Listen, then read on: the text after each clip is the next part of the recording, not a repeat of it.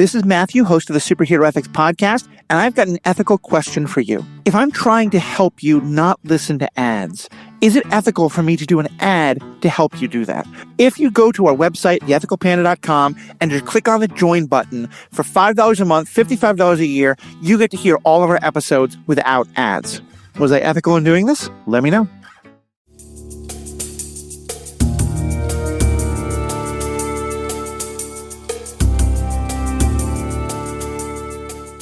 Hello and welcome to this episode of Superhero Ethics. Friends, a lot of times we sit and talk about what did the author mean? Why did the author have this happen? How do you pronounce the weird science fiction words that the author wrote? Today, we have the author with us. Pete Wright, well-known podcaster, one of the founders of the TruStory FM family of podcasts, a person who podcasts about Marvel, about ADHD, about 8 million other things. He has written a number of books. His first one that came out was called Lattice, a science fiction novella, and we have him here along with my co-host Paul Christopher Hoppy to talk about that book. Pete, how are we doing today? We're doing all right, Matthew. I'm thrilled to be here. Little nervous. It's you know, I think it's gonna be a fun conversation, and I'm going to start with a really hard-hitting question. Ferrominum? Ferrominium? Is it ferrominium? I'll go with ferrominium. Does it depend if you're British or or ferrominium? Yeah, it sounds better when you're British. Yeah, sure. Okay, ferrominium. There's a lot of background to some of these words. You know, what we know is that it is not as powerful as the human body, and we'll get into more of a discussion about that. We're going to have a spoiler section about the book because mostly this is not a review podcast. This is where we like to talk about science fiction issues, ethics questions, all that stuff. And this book raises some great ones on everything from, father-son dynamics and family dynamics to larger issues of space travel and science fiction to basic questions of criminal justice and politics and capitalism and business and how they all interact, stuff that has a lot of relevance for our own world, like most good science fiction. We want you to buy the book, obviously. So if you have not read the book yet, please go and read it. You can find it in a number of ways. All those links are going to be in the show notes. Definitely buy a copy. It's pretty cheap. It's a great book. Paul, you think you read it in like 2 hours? It was 3 hours and 17 minutes. But okay, I could have read it faster. Yeah, I don't know. I time things sometimes. But I could have read it faster, but it's very cinematic, and I like to really picture what's going on, as opposed to just kind of like see what happens. So yeah. So so if you've not read it, please do. Then come back, hit pause, etc. We will have most of this is going to be a spoiler section, but just to kind of whet the appetite a little bit more for the book, we'll talk a bit in a non-spoiler section. And Pete, let me just start by asking: this is a novella, which is not a format I think we see very often. I would love to see more of them because it's a really fun read, and I think, as you said, Paul, I mean, it's a cinematic. You get the whole story. Why'd you choose a novella? Well, it was actually sort of a choice of necessity. I've been writing for many, many years, and I've never published anything. And I guess I need to go back a little bit if it's not too self-indulgent. I ended up getting published for nonfiction and co-wrote a book with my co-host on the ADHD podcast about ADHD. And that was extraordinary. And Wiley Publishing was fantastic. And they were very confident in us and in the book. And they liked my style a lot and said this was great. So I got a lot of like puffery around the writing. And I thought, well, wait a minute, why am I not doing anything with the fiction that I've been writing for years? Yeah. I'm on another podcast called Craft and Chaos with Kyle Olson and Ryan Dalton, who's a YA fiction writer in his own right, and Mandy Fabian. And they dared me to dust off an old project and resuscitate it and bring it to life.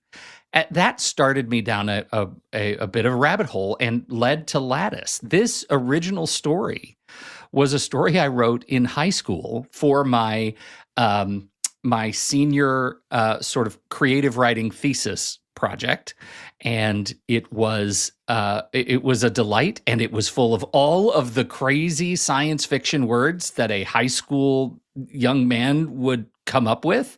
And so I spent probably 3 months essentially kind of rewriting it, keeping the stuff that I loved because it was part of my youth, and recognizing that it has all kinds of things that I might have changed if I didn't sort of love that guy who wrote the book originally.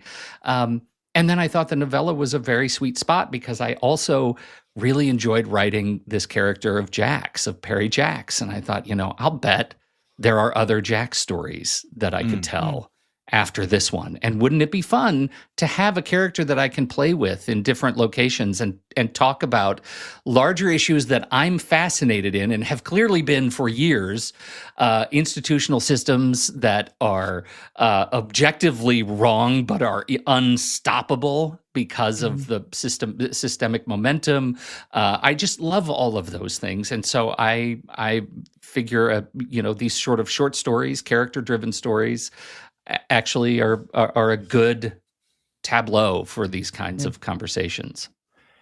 That makes a lot of sense in two ways. First, I was going to say it felt like a throwback to older science fiction, and in that, like, and obviously it's always interesting, like the 1950s idea of the 500 years in the future. They had never thought of iPhones, so it's like hard to imagine. Kind of like how the original Star Treks had monochrome screens because they just couldn't have, they don't have another technology for it. But and so when I was reading it, I was kind of wondering, like, were you doing an intentional throwback to the science fiction of our childhoods? No, you just wrote it back. I wrote science fiction of my childhood. It's actually really funny. Like, there are little things in there, and I'm actually, if spoiler territory writ large, I'm working on the next Jax book right now, and I'm really intentional about when they use paper. There is still paper on space stations, and that's important to me, right? Yeah. Like, I like that there is a broken printer under a clerk's desk. That makes me viscerally happy. Well, and I'm thrilled to hear that there's going to be another Jax book coming soon, because this felt episodic in a way. And it's obviously a pivotal incident in Jax's life. It felt kind of like, the season 1 finale. But like I can easily see this being, that, like, I love Lawrence Block. I don't know if you read his stuff, but Matthew Scudder is one of my favorite characters. And he's a private detective. And in every book, there's a murder mystery. But mostly, he's also a recovering alcoholic. He solves murders as a way to not drink. Most of the book is about him dealing with that, solving a murder by the end of it. Yes.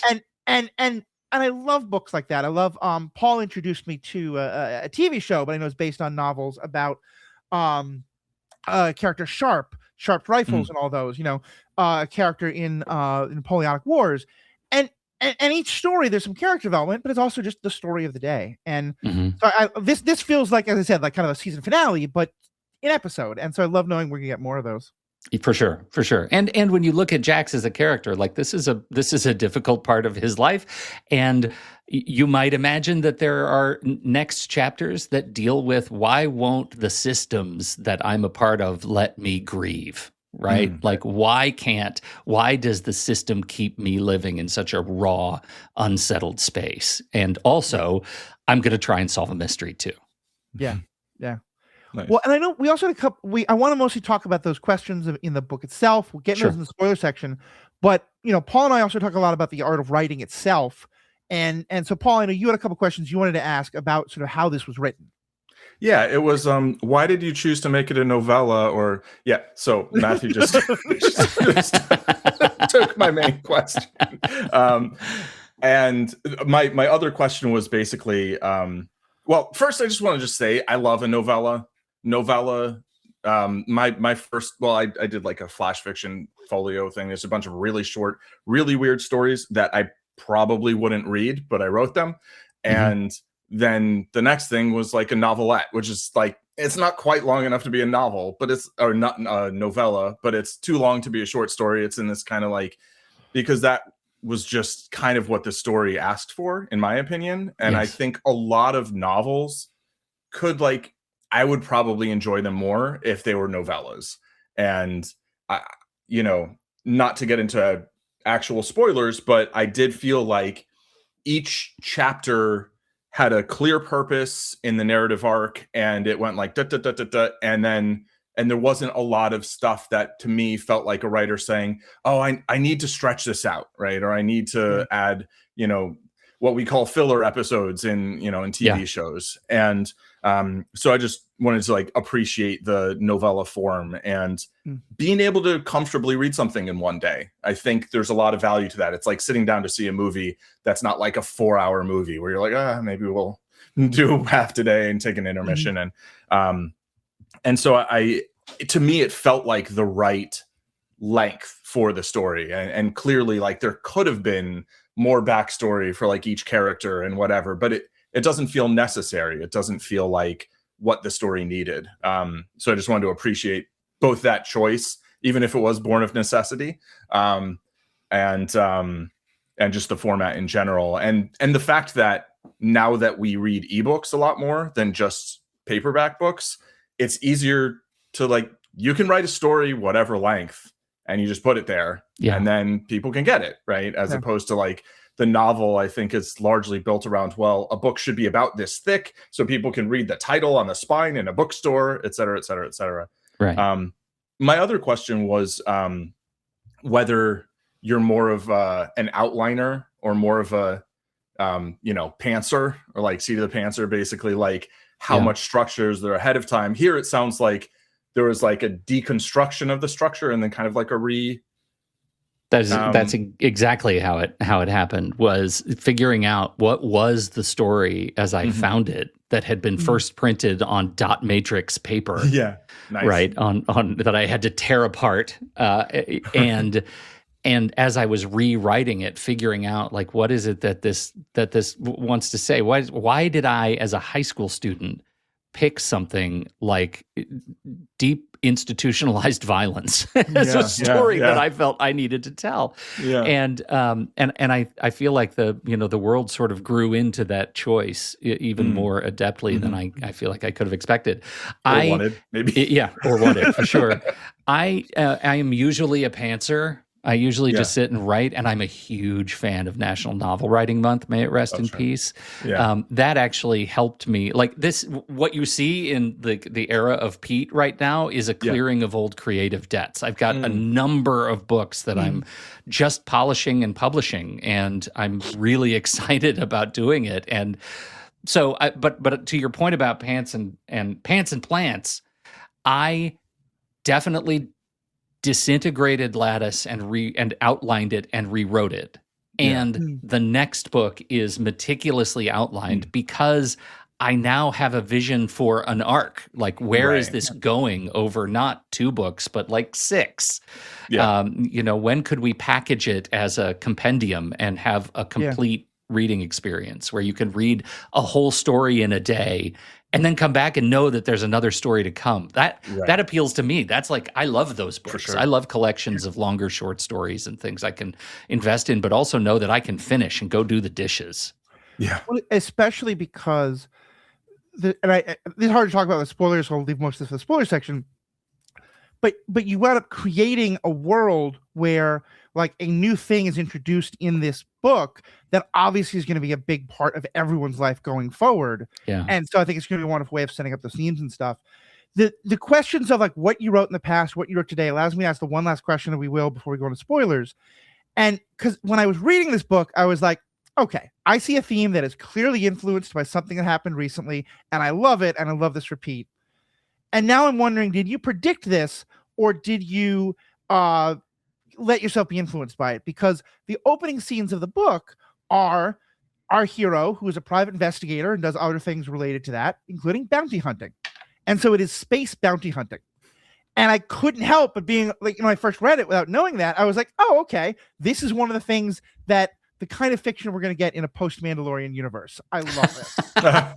and so I'm wondering, did you have the idea of, I'm sure other people have too, but of like bounty hunting in space long before Mandalorian, or did that show up a little more in the rewrites now, in part with that fellow in the helmet in your mind? Oh my God, he froze. I'm back. I wanted to make sure you got to the end of your sentence. I think I know where it ended.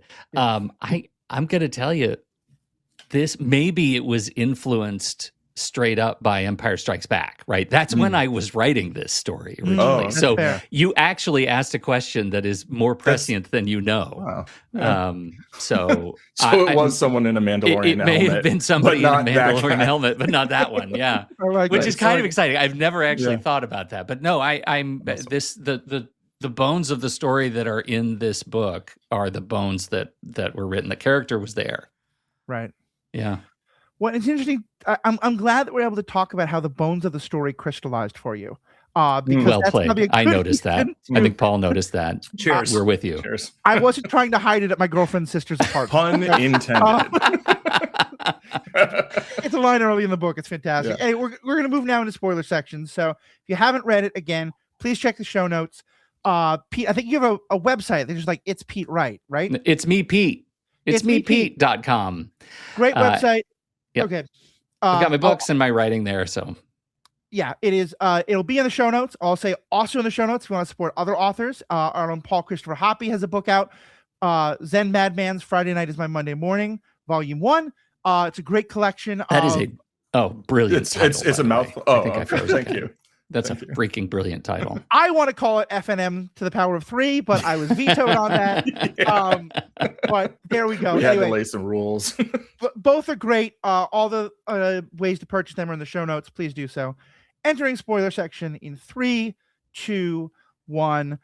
I don't know if Soylent Green is people, but alternative energy is people. For those of you who haven't read the book, but I hopefully are still going to, but just want to hear the discussion, I'm going to give a brief summary of the plot. Pete, of course, jump in with like, no, that's not what actually happened. We basically have 3 stories happening around the same time that all come to intermingle. One story is that there are people on a spaceship who have, they're kind of doing deep mining activities related to the power source in this universe, in this galaxy. And one of them has had their arm turned to crystal through kind of weird exposure to metals and lights and things like that. It's not quite understood. And they're on a ship that it turns out is going to self-destruct. And there's a beautiful scene where the characters all learn that this is going to happen and they kind of face the death together. That was the thing Paul was talking about the first time. We then later go back to that same ship and see the same series of events through a different character's eyes, character who actually is responsible for the destruction of the ship, and we find out why and how he got lied to and all sorts of stuff. So that's one plot line that's happening. A second plot line is the story of Jax, who is kind of living in a kind of hard scrabble life in a hard scrabble space station. This is not a utopia. This is very much a dystopian story, I think we can say, and a beautifully painted one of kind of capitalism in space and poverty. And there's a detail that you keep mentioning that I love, which is on this mining planets, how much dust there is in the air and how that dust freezes at night when it gets so cold and just how much it affects your lungs and everything like that. But this character is in part living this life because he has a very rich father who he's estranged from for a number of reasons. And the father has said, son, I need your help. Your brother is on death row and now they've scheduled his execution. I need you to come back and help me. We eventually learn that the father is kind of more wanting. There's this kind of hostile takeover situation happening through his work, and the brother is caught up in all of that. And then the third is that we see from inside the brother's perspective himself. And the brother was attacked in an alleyway, wound up killing his attacker. What wounds up being because no one can find the knife and no one really believes him. And as you said, the criminal justice system is not exactly the most people focused. Let's find the real truth of things. He's sentenced to murder. He's put on death row. And we see his last days through his eyes as he gets closer and closer to the execution, which turns out to be this, the process that was starting on that ship is one that they've now are doing intentionally to death row inmates, where his full body is turned to crystal. Jax gets to the prison too late, which I want to ask him more about when we get there, finds his brother's body and goes back and tries to confront his father, winds up instead confronting the president of the Galactic Council, which I guess is like the I wasn't sure if that was like the head of S.H.I.E.L.D. or the head of the government, and we'll get into that in a bit. But certainly a very important person, where he learns that, as I said, it's not Soylent Green. It's people that are the energy sources. People that literally these human Soylent Blue, right? Soylent Blue, yes, exactly. That these crystals are able to be the power of ships, and that this is kind of almost a Mad Maxian world in which we've run out of the space travel equivalent of oil, and so most space travel is deeply limited. But with this new energy source that has been discovered of turning literal human bodies into energy sources, that it's the same power of one full cell of phrenomium. Phrenomium. I'm sorry, I'm never going to get it right. But if you don't know how it's pronounced either, I don't feel bad. It's fine. I'll allow it, whatever you want. And there's kind of this great confrontation with both that guy and his father, that get into some details I don't know if we need to get into, but yeah, and it kind of ends with his father, him confronting his father about this, him taking some steps against, I think, so let me start again. I'm trying not to exactly spoil the very ending, but doesn't really matter. But yeah, so he has this confrontation first with the Galactic President and his father, and realizes, as you said before, these institutional systems are roaming along. He can't do anything. And at the end, his father is basically waiting for death because his father winds up killing the Galactic President, in part to save his other son, in part out of frustration and with all its horrible systems. And Jax ends the book walking away. And here we have a character who we know is going to die, but we don't see his death on screen, and it's not from his perspective. So we broke the chain by the end. Yep. Paul gets to be happy. Yeah, so I've obviously just summarized what has been 30 years of your life work into 3 badly phrased minutes. But did I capture the main essence of what you were going for with the story? Yeah, I think so. And I think the words you stumble on are precisely the words that don't really matter, right? Like, my hope is that people who read this get the sense that all of the funny words are avatars for something else that you can put, like, transparency on top of it. Like, the things I'm most interested in on a character level are, like, when does refusing to abuse power become another form of abandonment, right? Like, this whole relationship with his brother, and I'm an only child. Like, a lot of this is, right, what would I do if I had a brother, right? What would I do if I had a brother in trouble? Can someone be guilty and still be wronged by a maladaptive system? I'm super into that question. Right. So much of this, like, I opened the book with a quote which seems super pretentious, but Donella Meadows is one of my favorite people, and she wrote this book, Thinking in Systems, that truly impacted me. And the quote is, "System structure is the source of system behavior. What we create as humans is how we behave as humans." And the whole point of this story is, look, we created something that is really, if you really put pencil to paper, it doesn't make enough sense to be an economic foundation for space travel. But it sure does to look at how, wrongful incarceration and the death penalty will be used improperly going forward, right? Like, that is the central question to me. What are the systems we put in place that incentivize the wrong thing? And I think Jackson and Leroy and Demetrios, like, they're all, like, just vessels through which to address that bigger question, hopefully in kind of a dark, fun way. I mean, one of the things we're dealing with right now is that our prison system has figured out that slave labor is useful. And it's quite literally, you can force people in prisons to generate value through their work. And I love that your book kind of turns it on its head, which is saying, what if, because there's a couple times it's mentioned that he's on death row, but in a way of, like, they'll execute him when it's useful to them. Yes. And it's life with the possibility of death, which is such a twisted sentence. Right? It's like, what is this? And that's literally what happens, is that they eventually figure out, oh, wait, he is worth more to us dead than he is alive. And you a couple of times you say that, like, he's worth a full year's labor to create this. It was worth 250,000 credits to create the cell that his body can give the equivalent fuel to. And it's so chilling because you say those things in the people who say it are saying it as just their numbers on paper, but it is literally ascribing value to a human being's life in a and it's a planet's year's labor, right? Yeah. It's the labor of an entire planet, not just like a person. Because look at what this one action is able to unlock in terms of economic value of transport across an entire system, right? There is that question of like, we'll get your value out of you, and institutionalized labor becomes, we'll get your value out of you whether you're alive and working or not. Right. Yeah. We have ways now to unlock, like, this is somebody's LinkedIn profile says unlocked value after death. Right. Like I came up with the system that you could see somebody being proud of that. And that just makes my stomach churn. So it had to be a part of it.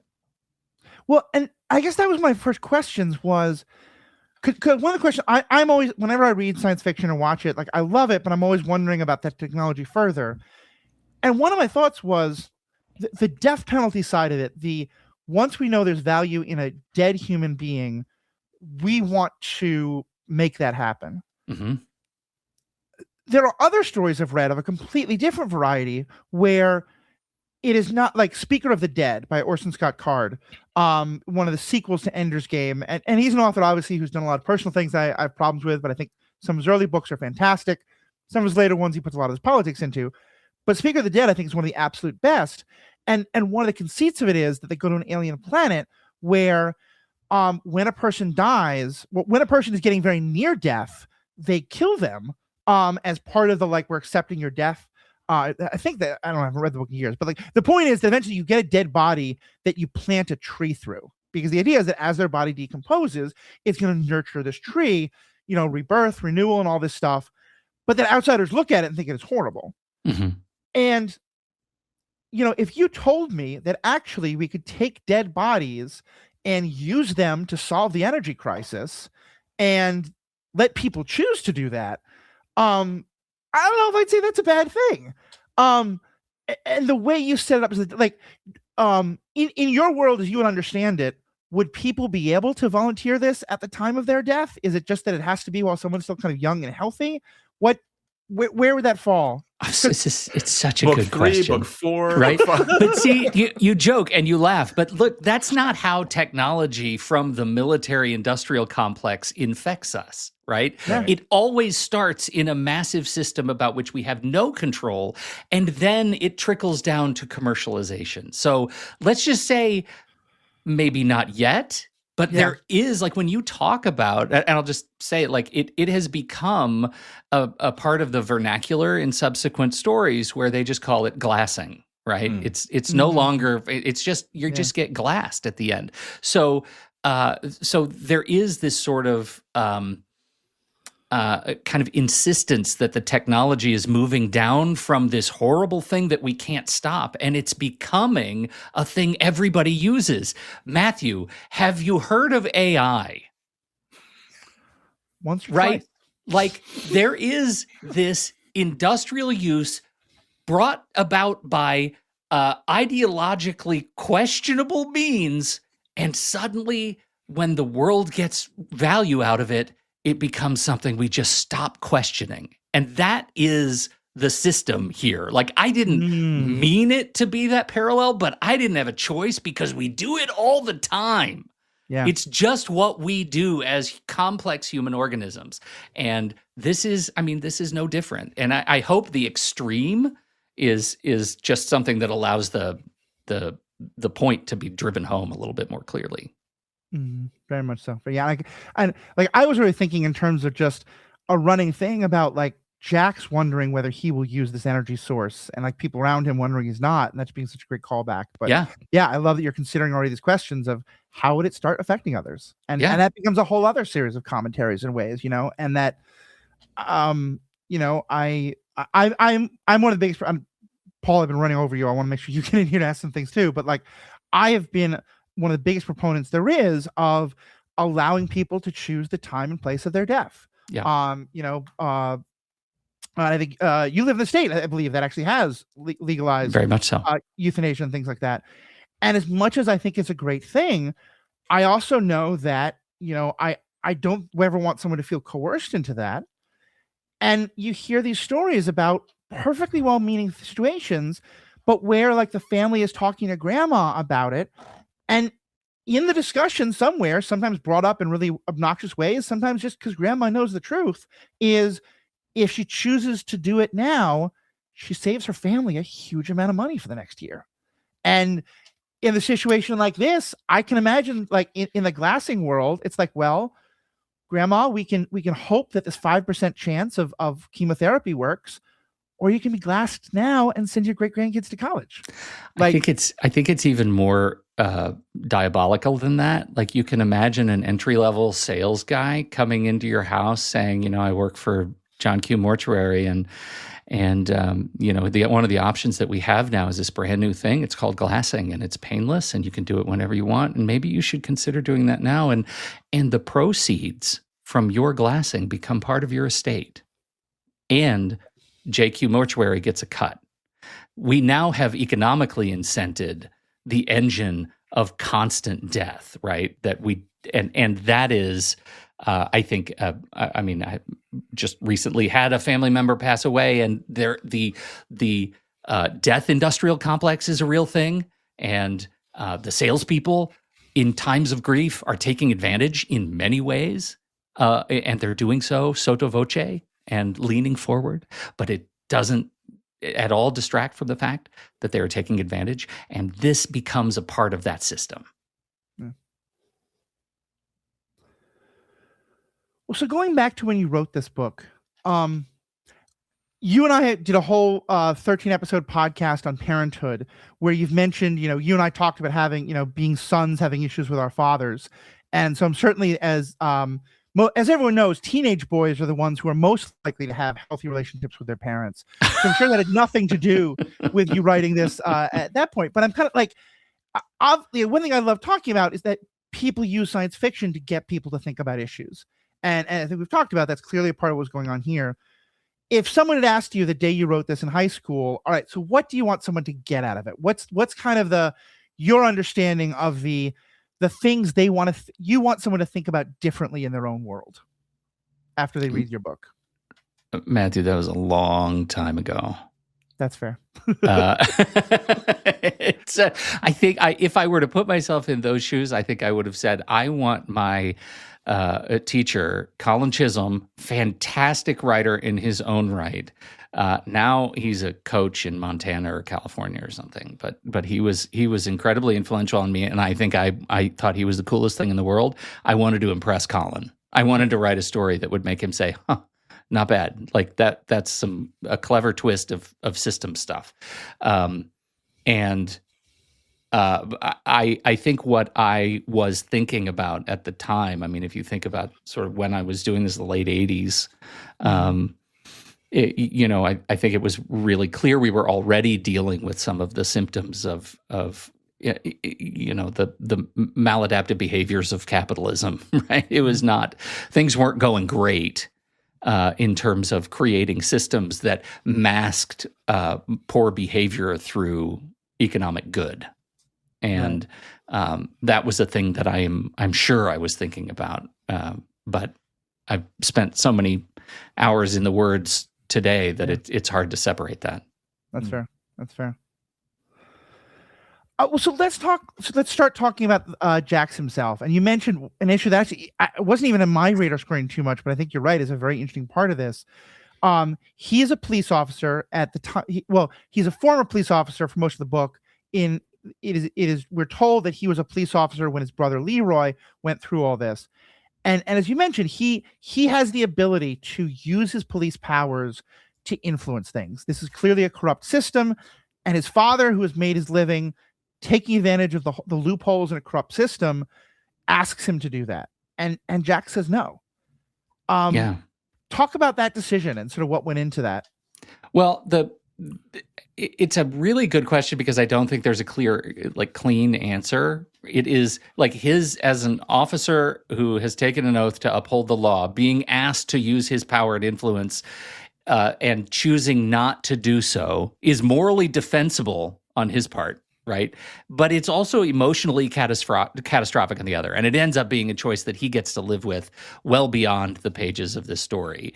It is, it's one of those things that now that he's outside the space of sort of law enforcement investigative work, he's now reckoning with what would I have done differently if I were the guy then that I am today, because he's a different guy as a result of that one decision. And I'm fascinated with those points in people's lives that you reach and you don't know in the moment, but you know shortly after that was foundational. That choice is a foundational memory, and it's going to change who I am. And I wonder if this one was Perry's, right? It clearly has the echoes, but did he know in the moment he made that choice that this was going to be foundational for the future of his career, his life, how he decides, and the methods he uses to help people going forward? You use incredible imagery all throughout the book. I think it's one of the best parts of your writing. And there's one moment that I think the word is crystallized, which is now such a weird word in this context, but to me really crystallizes that whole thing, both for Jax and for his brother Leroy, which is you talk about that at the moment that the sentence guilty was read out, that Jax starts to lean forward as though he's going to stand up, but stops himself.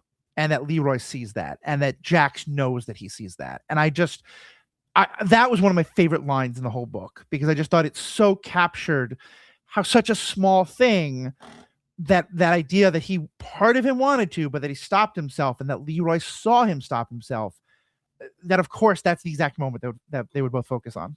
Yeah. When you choose oath to career over oath to family, what does that mean? What does that do to family? What does that do to he just cursed his brother to a future that he is completely out of his control by not using what probably would have been a modicum of influence to change the course of history. Right. Can I undefend Jax in this choice, this early life choice? So if he definitely believed that his brother was committing murder one and had disposed of the knife because, it would incriminate him and make it look premeditated or whatever, I can get on board with the not institutional loyalty for a second. Because, everything that you're saying about systems earlier, that's why I never want to be part of a system. That's why I'm don't call me a co-host. I'm okay, fine, you can call me a co-host now. But I'm very much Batman in the Justice League animated series, I'm only a part-timer, remember? But that not the institutional loyalty, which is maybe what happened, but the loyalty to one's own conscience and the thought this is what I think I should do. I have this power and I think this would be misusing that power, so I'm not going to do it. And that's what I think is defensible. But if he believes his brother's story, then what's happening in the courtroom is a miscarriage of justice, and it seems like not intervening and not trying to use his modicum of influence to change the course of events is being complicit in a miscarriage of justice in a way. And so to me, that, this being superhero ethics, I thought I just kind of just throw my, of course. And I love that. I love that you do that, because obviously that's what happened, right? He chose not to act when all of the emotional forces around him, his family, his sort of the psychosocial forces around him, were begging him to act, and he chose not to act. In that moment, now he has to live with that choice, and what did that do to him and his willingness to act in the future? Right. That's the clearly point. He's different now. Yeah, right? Yeah. But in that moment, he was doing what he believed fervently was the right thing, or at least was being tested and chose to pass the test this way. Yeah. Mm-hmm. And it was a test that you couldn't actually pass, or any way you pass it, you're still cursed. It's the Kobayashi Maru test. Yeah, right. Well, and I love Copenhagen and Kobayashi Maru as the two references you go to. But right. Paul, I love that you brought that up, because to me, it literally is the Batman choice. To me, the Batman choice is always about it. It's not that Bruce Wayne thinks that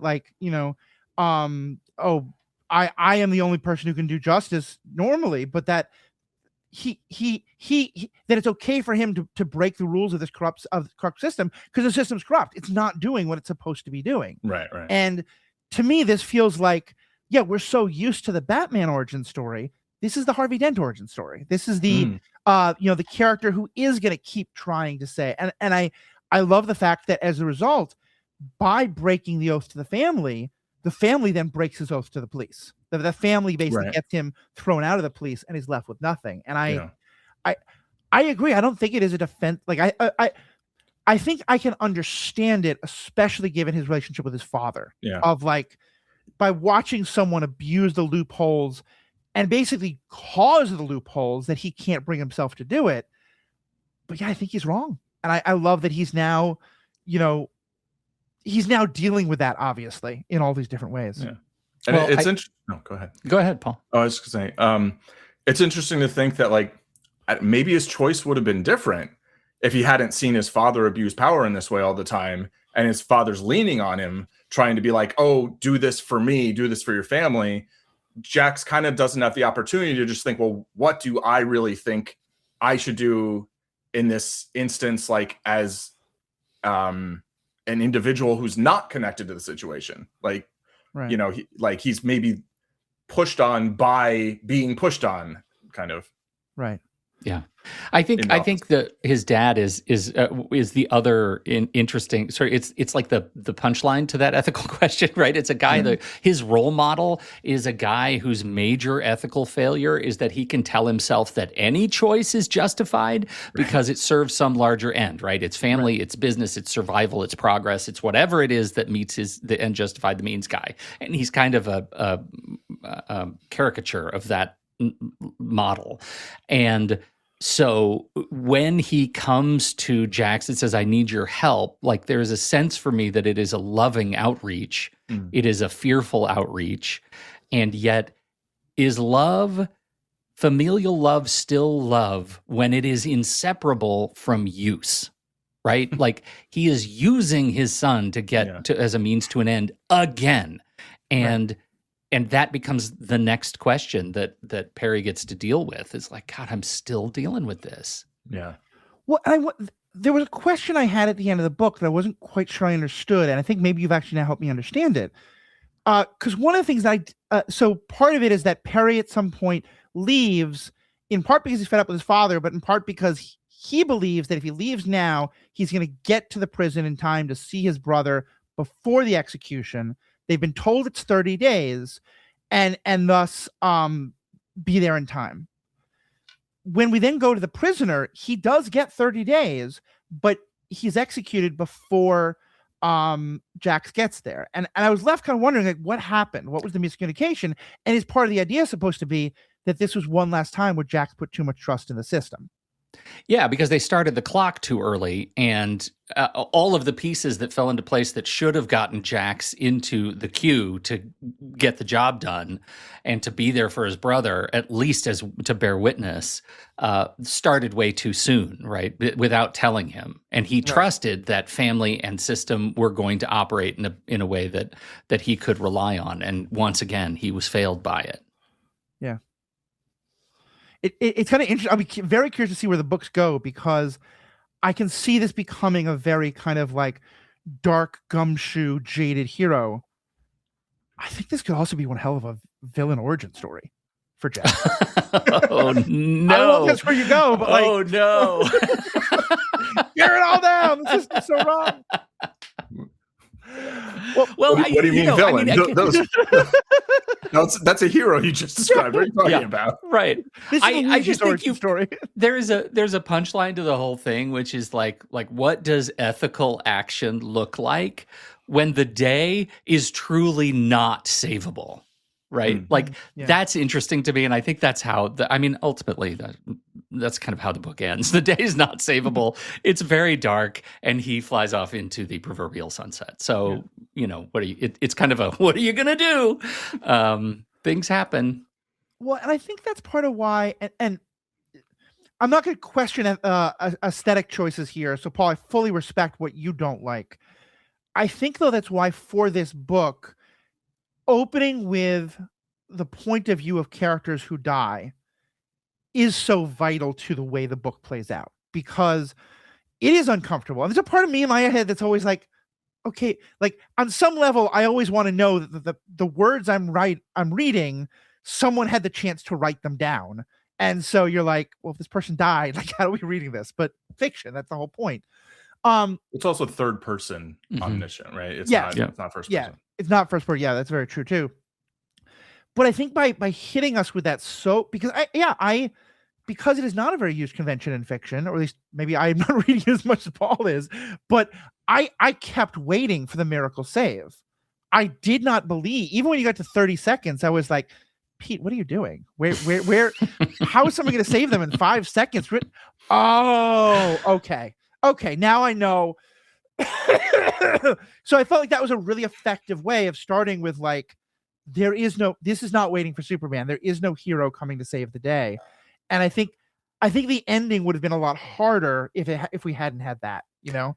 It is. I want to respect Paul's position and maybe add fuel to his position, because I also recognize, and I don't want to, I'll paraphrase you, Paul, and you tell me when I lie, that one of the things that you dislike in narrative fiction is when you are witnessing people who know they're going to die and then they die.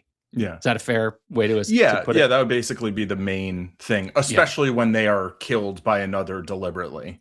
Yes. If they're sick and dying and they know they're dying, that also fits the criteria, but it's a different flavor. And so I'm going to say I wrote it and I agree with you. Like, I find it very disquieting when that happens, and it, especially so when it becomes a narrative rug pull. Like, it is very much a rug pull, because you feel like you're supposed to get to know these characters in chapter 1, and by chapter 2 they're all dead. Right. And that becomes like, I normally respond to that poorly, and yet I just felt like that was what I needed to do to set this up when I first wrote this book, and I did not change it. The only thing that was changed from that opening chapter is that chapter 5, which is the switch of perspectives, was chapter 2. So you had 2 chapters watching the entire crew die back to back. What was I thinking, right? Before you even meet the main character. It's like, I just saw this. Yeah. And any other convention, chapter 1 would have been a prologue, which would have told you this is outside the main narrative. But because I went back to it in chapter 5, I felt like I had to make it a part of the mainstream. Right. So I recognize it. For me, that disquieting part is kind of, I like reading it back on my heels a little bit for when I settle into who the people are that I'm going to follow in chapter 2. So, I made that the Demetrios choice, which was it served an end. Yeah. So that convention that you, I think, summarized pretty accurately, or not, I don't know, whatever you want to call it, thing that happens in narrative fiction. It's something that I just generally don't enjoy, right? But what I do appreciate is that when you make that chapter 1, like, I know what kind of book I'm reading. For sure. Yeah, and this is kind of what Matthew was saying, I think, where it's like, I wasn't expecting Leroy to survive. Like, I was like, he's done, right? This isn't a book where Jax is going to show up and rescue his brother. It's just not that kind of story. Yeah.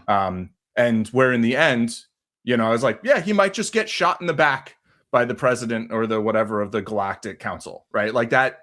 This is a story where that's on the table. And it reminds me of something Matthew said about Game of Thrones, which is a show that I stopped watching at some point when I was like, wait, I'm not actually enjoying this because it has so much of specifically that kind of thing, and all the things you hate, right? all the things. But like in the first episode, the most kind of relatable, heroish kind of character kills somebody who like did something fine, but he thinks he's lying about it, so he murders him, right? And also, this brother and sister push a child out of a castle window to his apparent death, and then he's like kind of okay, but not totally fine. But like, that tells you, like, this is what kind of story you're in for. Yeah. And so here I definitely appreciated that. Like, at first I was kind of thinking like, okay, once something, and I was like, oh no, they're pretty sure they're just all going to die, And then the way it's exactly written, it's like, It's a bit like when, the Windfall ended, it's like, did it end the countdown? Like, probably not, but all the lights come on, this is a social experiment. Exactly. Yeah. And one of my favorite Star Wars movies is Rogue One, where going into it, I just kind of knew. I was like, they're all going to die. Like, that was my premise going into it, and I enjoyed it a lot. And if I'd gone into it not having that expectation, I don't know if I would have felt the same way. But so reading Lattice, the first chapter, I was like, oh boy. I'm like, okay, now we got this bounty, this is happening, blah, blah, blah. And then his brother's on death row. I'm like, oh.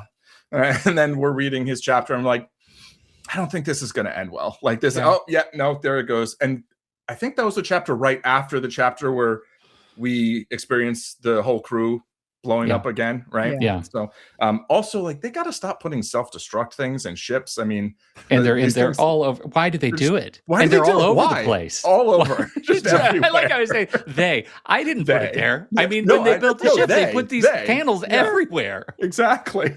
Well, I just want to echo, Paul, what you were saying about the death penalty scene, because what I thought was really incredible here, and again, here I want to praise the writing, but it's such an interesting choice, is there wasn't any doubt in my mind that he was going to be killed. Like you said, Paul, I think that was clear, but you still managed to put an awful lot of dramatic tension in, which is, will the brother get there on time?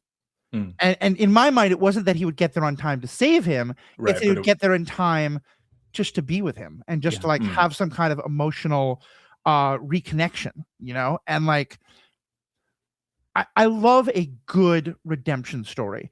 Zuko and Katra are my two favorites from Avatar: The Last Airbender and She-Ra, but I don't like cheap redemption, and I always hate when someone is just about to die, but the person they wronged or the person who wronged them gets to their deathbed just in time or finds them at the battle just in time so they can have some heart to heart. And I felt like, as disappointed as I was that the brother didn't get there on time, Jackson didn't get there on time, if he had, and he'd said, Leroy, I'm so sorry I didn't fight for you, and Leroy had said it was okay, it would have just been so saccharine.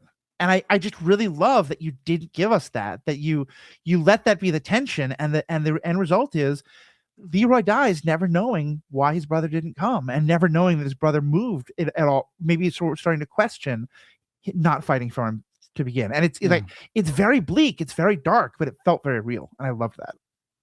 I'm fascinated by I'm sort of fascinated by death, right? Just in general, and our experience of death. And I wanted to kind of be with that moment. Like, had he been sort of rescued, even emotionally, right?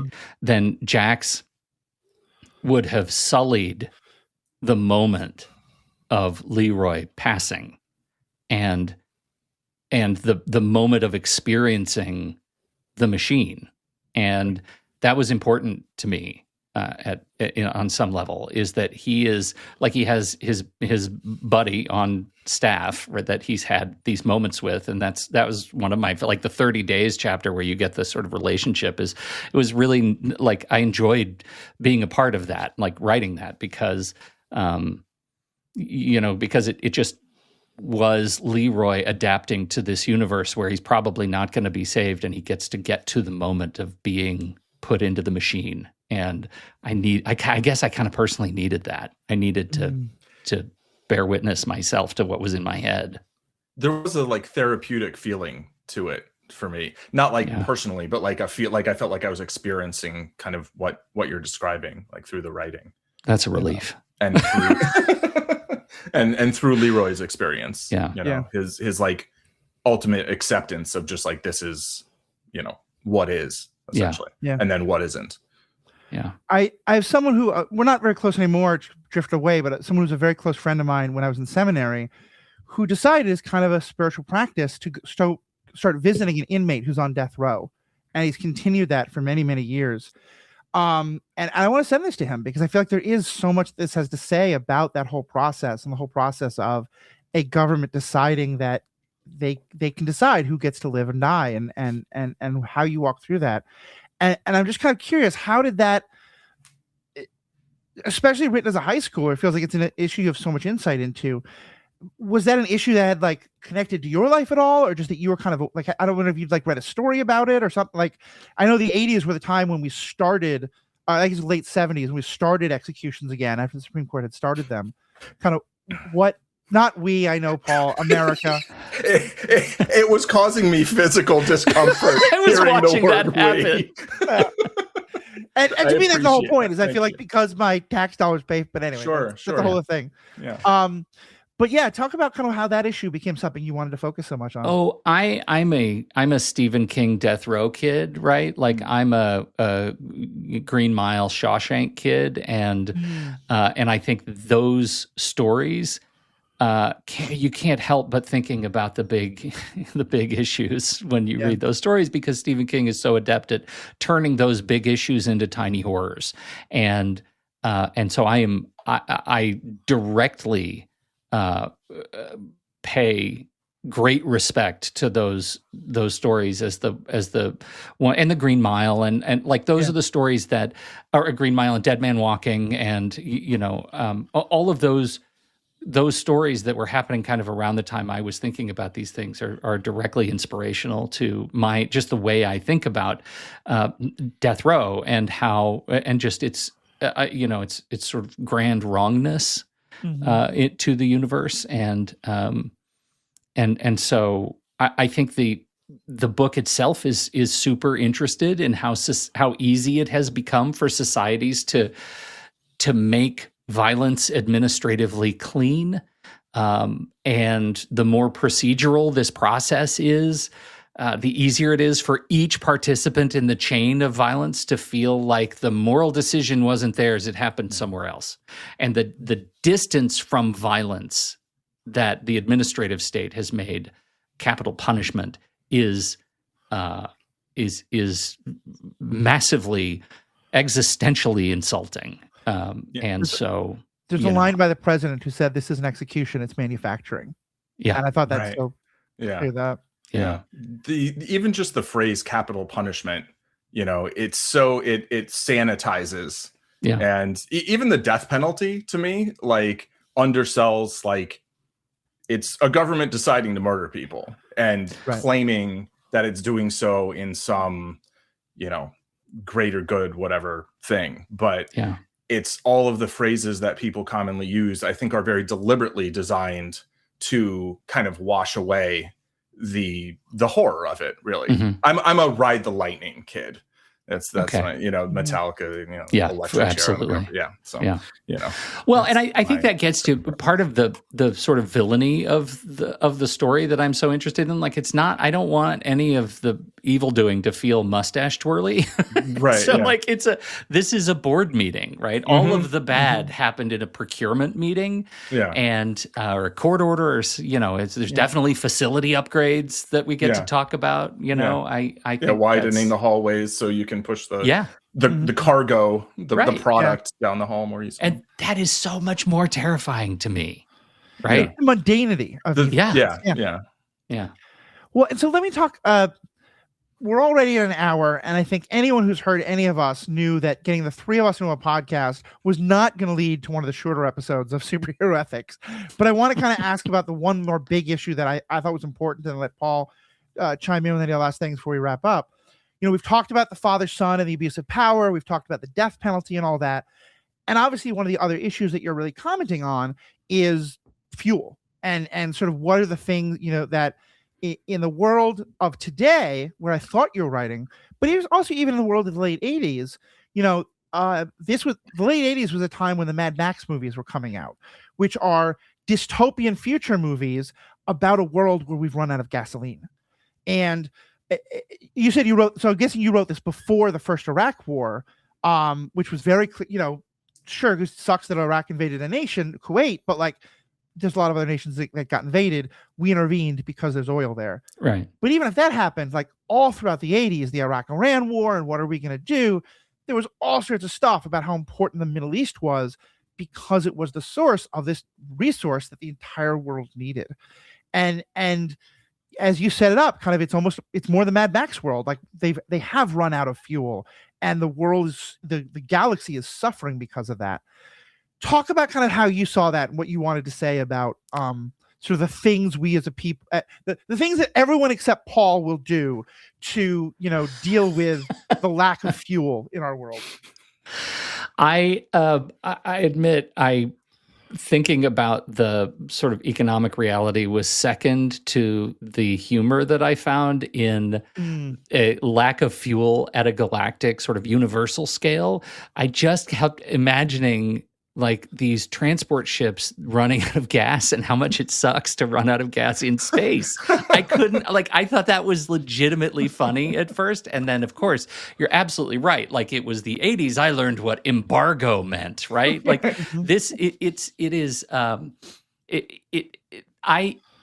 to me, back to the Donella quote, like the system that is unlocked through violence is more important. The fact that they now have a way to answer a fuel crisis with autonomy is really important, right? Whatever party is in power, they now have a choice with how to manage their fuel crisis. Yeah. And it doesn't involve anyone else. It doesn't involve invading other planets/countries. It doesn't. They can just do it. And it's amazing, and it's incredibly powerful, and it's incredibly efficient. And we don't need to think about how we got it because it's ours. We own it. We discovered it. We don't need to. We can unlock untold economic potential because of a thing we invented. And it was, unfortunately, I watch a lot of Daily Show, and the quotes that they're pulling right now today, like this week, about how, they wouldn't have ever been able to invent the wheel were it not for America, right? Those kinds of things. Like that's exactly the model that I'm thinking about when I'm thinking about agency in economic futures. Like, it's ridiculous. We're ridiculous. And the fact that those systems stand so heavily on the shoulders of so many others and then ignored is the crisis. When it's funny that part of what you say is the autonomy of we don't have to invade anywhere else because we can get all the fuel from our citizens. Yeah. And of course, the first thing that occurs to me is the minute those citizens get mad, you say, all right, let's get it from someone else's citizens.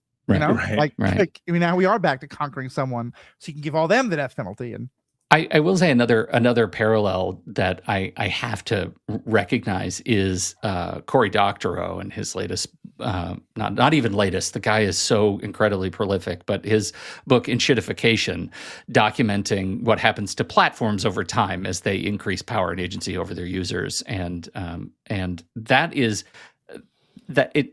I'm thinking about that, right? I'm like saluting that model when thinking about what happens when corporations and corporate governance allows us to take our users and turn them into fuel for economic gain. Yeah, that's basically how social media platforms function, right? You are exactly how social media platforms function. And exactly that. It's that they give you a system that you never knew you needed before. Right. And they give it to you relatively cost-free. There's no advertising at first. There's no spam, and they're filtering. Membership fee. Yeah, and they're doing a pretty good job of filtering out the hate speech and the harassment. And then they just literally upping the price, but also upping the enshittification, the terribleness of more spam bots and more ads and more hate speech and all this stuff.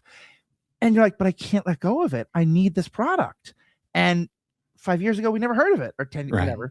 And in the same way, it's like today, none of us are like, oh, I need space travel. I need to go to all these planets, except for rich billionaires. I mean, it'd be nice, I think, eventually to get beyond Earth, but like, we don't need it. But the idea that like, you would just get so used to all this interstellar travel or interplanetary travel. And then someone says, okay, well, we know how much you like it. You have to kill people for it. Yeah. Well, it's like if you live in Manhattan without a car, you're like, I don't need a car. And then you move somewhere else, you get a car, and you're like, I could never live without a car. Exactly. Yes, that's exactly right. I rented a car for a weekend in Manhattan, and now suddenly I better look for permanent parking space. Yeah. I can never live without a car. Looking for a spot. Yeah. Yeah. I grew up in Manhattan. I was very proud of the fact that I didn't really get a driver. I got a driver's license when I was 18, barely used it. Had to get one again when I was like 26 because it never was a thing for me. And then I moved back to New York, and I intentionally found a place where I could get decent parking that was far enough out into Brooklyn because, and now I go back and it's same like I live in a house that is maybe 5 times as much space as the New York apartment where I grew up in. And plenty of parking. Yeah, plenty of parking. You could park several cars in and around your house. And it's still cheaper than the apartment. Right. Sure. All right. Well, Paul, Paul, I want us to start wrapping up. And what are the last things you want to ask about, either in terms of the story itself, the ethics, the writing? Oh dear. Let's see. I think I asked my main writing questions. Yeah, I guess in terms of other stories, like you were talking about having this kind of backlog, right, of things that you've worked on over the years. Very relatable, by the way. Do you have a bunch of other stories that are in the pipeline and coming soon? I think there's one that is also available. Yes. So another one. So this Lattice I released, and I'll, again, not that anybody's interested, but just kind of my thinking. Lattice was very much an experiment for me to see if I could go through the whole process, if I could have my beta readers give me enough feedback, get a line editor, and do the work to make it actually a book, and take advantage of the fact that I live in a time where there are no gatekeepers to getting books on shelves. Like, that is extremely exciting, and I feel incredibly blessed to be here now. Yeah. And so I did it with Lattice, and I feel like I was very lucky to be able to do that. I have since then released my first full-length novel, which is called Onset. It is the first book in a trilogy, and it's a YA, guess what, dark thriller crossover, and it's about kids growing up in a foster system, and they have some potentially unique abilities, and guess what? Whenever kids show adults something beautiful, the adults turn it into something dark, and so that's what Onset is about. And it's my first full-length novel, and so far it's getting some pretty good feedback. I'm really excited about having that out there. So my entire plan is to release, an Onset I wrote for my kids when they were like 9 and 13. So that was 10 years ago, and it's a story for them about them, and and they loved it. So I thought, well, I'll share it more broadly. So that's out. The next Jack's book is going to be out in a couple of months, and it's going to. It stays in the same universe, obviously, but it moves the ethical question forward, I think. If Lattice is about hidden horror becoming visible at systems levels, Rollback is very much about what happens when that horror kind of becomes our infrastructure. And so, and it is another kind of, season of Jack's. Right. And I'm very excited about it. So this is the era of releasing old creative works. Awesome. Jump in, Paul. The water is very warm. Yeah. Go ahead, Paul. Yeah, I have some that I think I will put on my website that people can get, like a package of my. I did something similar to what you did maybe 10, 12 years ago, where I took something I'd written when I was like 20 to 21 and reimagined it as a fairly different story, but with a lot of the same scenes and basic characters, and turned it into a novelette. And but then I haven't published anything in the last decade or so for fiction. So reading this and talking to you has definitely increased my appetite for both, digging up older things and also actually writing some of the stories that I have kind of percolating in my mind. No, I think I'm really glad both of you are doing that. I've loved both of your writings. I'm hoping my book on villains will eventually come out. I've been talking about it for 5 years now. We'll see if it actually does. But yeah, I just want to reiterate, you can find both Paul and Pete's work in the links in the show notes. I know this is definitely true with Paul. If you follow the specific link we have in the show notes, you will not only get the book at a discount, but also a little bit of that money will come back to us running this podcast. Though still a good one will still go to Paul. If Pete and I are able to, and none will go to Yacht Fuel.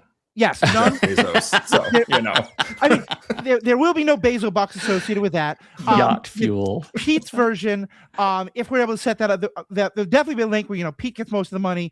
We may do a affiliate thing so that a little bit of the money will come to this podcast because we help promote it. In which case, some part of the money for the podcast definitely. So definitely click the links in the show notes, because those will be Matthew's, the superhero ethics affiliate links, and give Matthew and Paul the sniff, please. Which some of it goes back to Pete then. Yeah, so all will be worked well. It's a win-win-win. Everyone wins. And you know what? None of it's Bezo bucks. Unless you really want to get it from Amazon, in which case we'll get like 2 cents of Bezo bucks. But however you want to do it, get the show notes. Get all the links in the show notes. In there also you can find, of course, links to my other podcast, Star Wars Generations podcast, which we are going to be talking about the Ninth Jedi that's coming out soon. We did a whole thing on all of the episodes of the Mall Show, which was really exciting.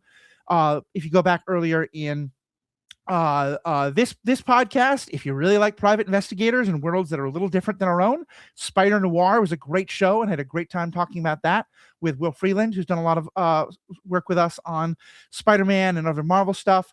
So please check all those out. Check out the Marvel Movie Minute that Pete and I are on, and Paul has been a guest on a couple times. Check out all the other podcasts on TruStory FM, and most importantly, we have spoken. Have you run out of fuel in deep space? Do you have an expendable crew member? Why not turn them into fuel? For the low price of, I don't know how much these things cost, but I was just trying to write some ad copy. There you go. I like some glassing services.